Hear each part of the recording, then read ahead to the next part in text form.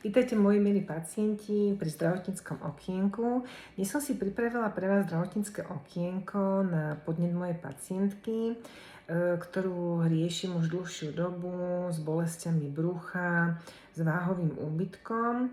A vlastne záver všetkých vyšetrení je, absolvovala pacientka vyšetrenie u nás, odbery krvi, sonobrucha, bola na gastrofibroskopii, čiže na hadičke, cez žalúdok, cez konečník, všetko je negatívne. A na záver sa vlastne zistila na alergológii histaminová intolerancia. Takže som sa pre vás rozhodla urobiť okienko na takúto tému potravinové intolerancie. V podstate už som spomínala v predchádzajúcom okienku alergiu alebo intoleranciu na lepok a intoleranciu na mliečne výrobky. A dneska by som vám predstavila histaminovú intoleranciu, ktorá je troška komplikovaná, nedá sa to tak nejako zhrnúť, že aké sú tie prejavy, pretože tie prejavy môžu byť veľmi široké. Konkrétne táto moja pacientka má gastrointestinálne ťažkosti. Ja som vám tu nachystala aj vlastne takúto tabulečku, kde vidíte, že tie prejavy môžu byť gastrointestinálne, ako napríklad bolesti brucha, nafúkovanie, zápcha, hnačky. A potom to môžu byť aj kožné prejavy, ako napríklad svrbenie, začervenanie, vyrážky, opuchy. Ďalej to môžu byť aj bolesti hlavy, až taká migréna. A okrem toho môže byť aj ucpatý nos, ťažené dýchanie, nádcha, ale celkovo to môže byť spojené aj s takou únavou, nevýkonnosťou, až depresiou a úzkosťou. Táto histaminová intolerancia sa môže prejavovať týmito štyrmi skupinami prejavov, buď sú to teda gastrointestinálne, kožné, alebo vo forme migrén a bolesti hlav, poprípadne nejaké dýchacie ťažkosti a s tým potom spojené také tie stavy únavy, nevýkonnosti, depresie a úzkosti. Tá frekvencia je rôzna, udáva sa, že teda zvyčajne sa tie symptómy prejavia tak do hodiny, najneskôr do 4 hodín od užitia látky, ktorá vyvoláva alebo ktorá zvyšuje vyplavenie teda tohto histamínu. A tu som si vlastne pre vás pripravila aj potraviny, ktoré to vyvolávajú. Existuje aj taká aplikácia HistUp. Je to aplikácia zdarma, ktorú si môžete stiahnuť a tam si môžete skontrolovať, že či tá potravina koľko toho histamínu obsahuje.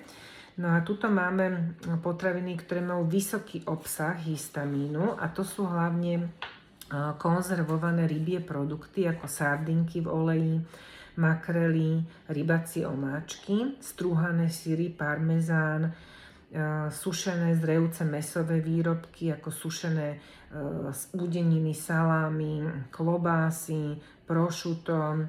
Ďalej sú to zrejúce a polozrejúce syry, hermelín, camembert, Edam, gouda, cheddar, feta, tučné syry, pstruh, losos, makrela, sardinky. Zo zeleniny si treba dávať pozor na paradajky, kvasenú kapustu a špenát. Čo sa týka vína, tak nepoteším. Červené, šumivé a biele víno obsahuje veľa histamínu. Pivo, citrusy, hlavne citrón, pomaranč, grapefruit a jahody. Čiže to sú vlastne potraviny, takúto tabulečku. Ak niekto z vás má záujem teda viacej o tejto histaminovej intolerancii sa so mňou porozprávať, tak som tu pre vás. Môže kľudne prísť, môžeme sa porozprávať, ak má podozrenie, že má histaminovú intoleranciu a takýto letáčik dostane odo mňa. A tam teda to som teraz momentálne vymenovala tie najčastejšie potraviny, ktoré majú najviac toho jeho histamínu, ale potom je teda vhodné niektoré potraviny teda vynechať, napríklad plody mora alebo produkty zo soje, avokádo, čokoláda môže obsahovať veľa histamínu, poprípadne sú to orechy a arašidy a vajcia. Čiže to je vhodné teda vynechať a potom potraviny, ktoré si odsledovať, že či vám nerobí zle, a to sú mlieko, strukoviny a houby.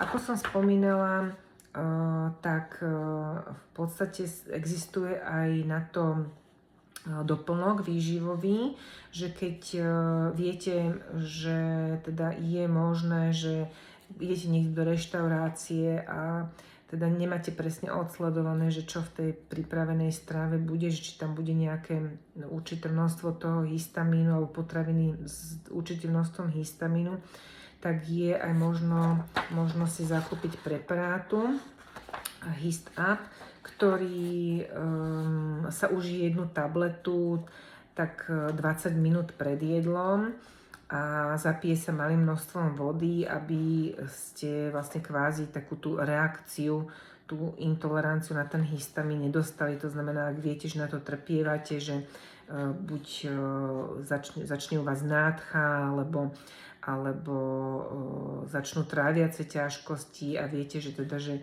idete niekde do reštaurácie, nie ste si istí, že či tá strava nebude obsahovať veľké množstvo histamínu, tak je možné si pomôcť aj takouto formou, takýmto výživovým doplnkom, ktorý si zakúpite v lekárni. Ešte by som možno že podotkla, že sú aj lieky, ktoré môžu teda interferovať alebo teda spôsobovať, že sa zvyšuje tá hladina histamínu. To sú napríklad niektoré mukolitika alebo teda nejaké liečky na vykašliavanie ako N-acetylcysteín alebo aj niektoré lieky protizápalové ako napríklad ibuprofen.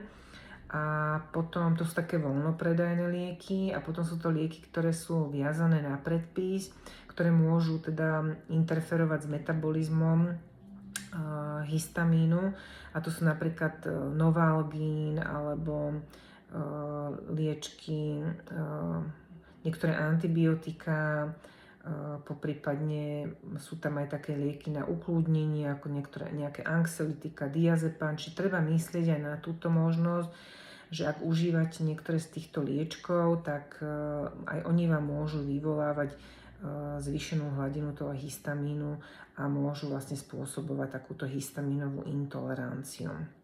Takže moji milí pacienti, z mojej stránky je to všetko pre dnes zo zdravotníckeho okienka.